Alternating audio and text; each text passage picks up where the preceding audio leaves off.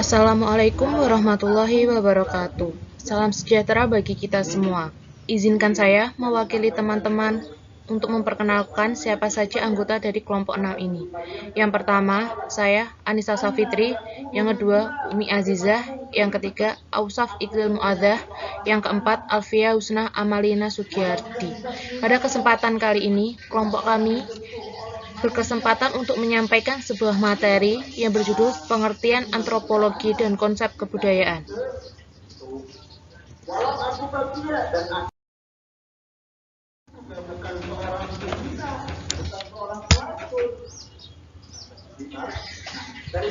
Apa sih pengertian antropologi? Antropologi berasal dari bahasa Yunani, yaitu anthropos yang berarti manusia dan logos yang berarti ilmu. Antropologi mempelajari manusia sebagai makhluk biologis sekaligus makhluk sosial. Antropologi memiliki kaitan erat dengan beberapa ilmu bagian seperti paleoantropologi, antropologi fisik, etnolinguistik, prehistori, dan etnologi. Kemudian, terdapat bidang-bidang khusus secara tematis dalam antropologi, di antaranya 1. Antropologi ekonomi merupakan bidang cara manusia dalam mempertahankan dan mengekspresikan diri melalui penggunaan barang dan jasa material. Yang kedua, antropologi medis membahas hubungan antara penyakit dan kebudayaan yang tampak mempengaruhi evolusi manusia. Yang ketiga, antropologi sosiologi hubungan antara individu dengan makna dan nilai dengan kebiasaan sosial dari sistem budaya yang ada. Yang keempat, antropologi sosial mendeskripsikan proyek evolusionis yang bertujuan untuk merekonstruksi masyarakat primitif asli dan mencatat perkembangan melalui berbagai tingkat peradaban. Dan antropologi ini dibagi menjadi dua, yaitu antropologi fisik dan antropologi budaya. Pengertian antropologi menurut para ahli. Menurut William A. Haviland pada tahun 1998, antropologi adalah studi mengenai umat manusia yang berusaha menyusun generalisasi yang bermanfaat tentang manusia dan perilakunya, serta untuk memperoleh pengertian yang lengkap tentang keragaman manusia. Yang kedua, menurut David Hunter pada tahun 1979, ia mengatakan bahwa antropologi adalah ilmu yang muncul dari keinginan tahuan yang tidak terbatas mengenai umat manusia.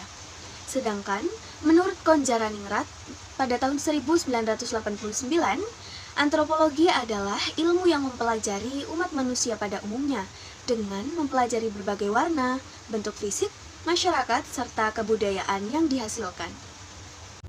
Selanjutnya yaitu konsep kebudayaan.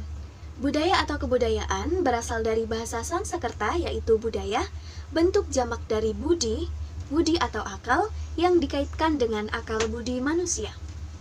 Kata kebudayaan atau budaya sendiri merupakan kata yang sering dikaitkan dengan antropologi.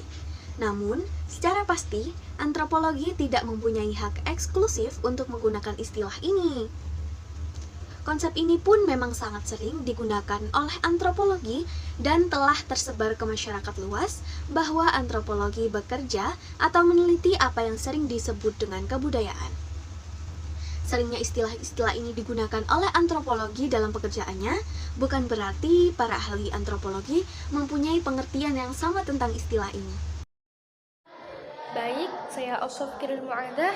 Saya akan menjelaskan tentang pengertian konsep kebudayaan menurut Ralph Linton.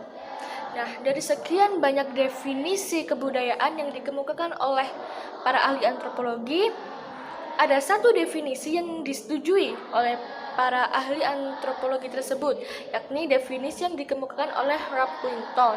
Para ahli antropologi menganggap bahwa definisi kebudayaan yang dikemukakan oleh Ralph Linton merupakan definisi yang berbeda dengan pengertian kebudayaan dalam kehidupan sehari-hari.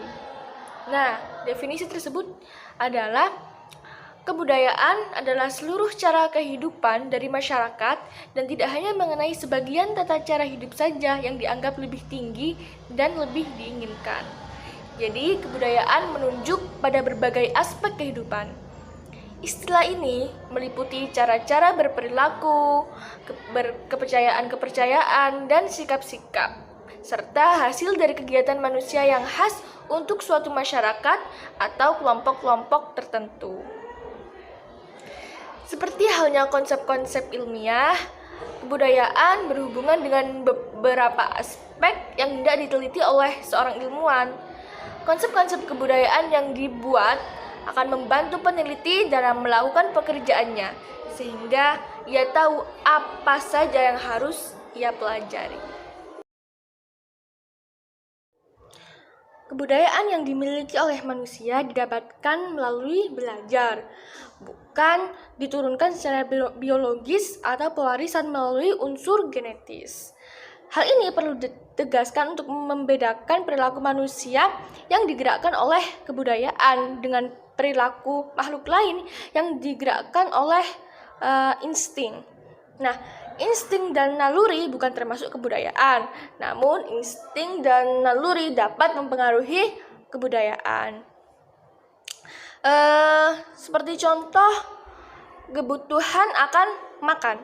Makan adalah kebutuhan dasar yang tidak memiliki kebudayaan. Semua orang tentu butuh makan. Nah, namun bagaimana mendapatkan makanan, apa yang dimakan, cara memakannya bagaimana, dan di mana mereka makan, itu merupakan kebudayaan yang berbeda, dipengaruhi oleh lingkungan. Oke, baik. Selain dari kebudayaan ini diperoleh dari belajar, nah, karakteristik kebudayaan selanjutnya ialah kebudayaan milik bersama. Teman-teman perlu tahu nih, suatu kebudayaan ini dirumuskan sebagai sebuah seperangkat kepercayaan, nilai-nilai dan cara berlaku atau kebiasaan yang dipelajari dan dimiliki bersama oleh para warga dari suatu kelompok masyarakat tertentu.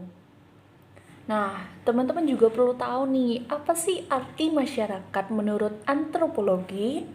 Nah, di slide tertera bahwasanya arti masyarakat menurut antropologi merupakan sekelompok orang yang tinggal di suatu wilayah dan yang memakai suatu bahasa yang biasanya tidak dimengerti oleh penduduk tetangganya. Nah, kebudayaan ini juga membentuk identitas dan sebuah kelompok masyarakat, serta hal itu menjadi ciri khas yang membuatnya dapat dikenali oleh kelompok masyarakat yang lain.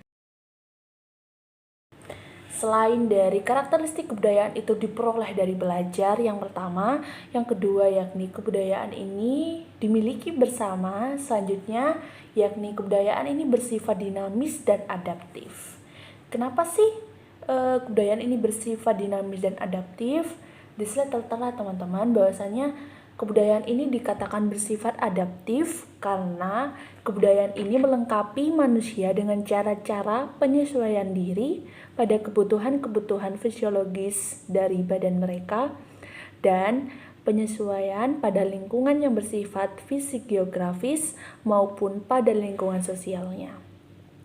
Nah, mungkin teman-teman ada yang belum tahu nih fisiologis itu apa sih gitu. Nah, fisiologis ini merupakan cabang-cabang biologi yang mempelajari keberlangsungan hidup.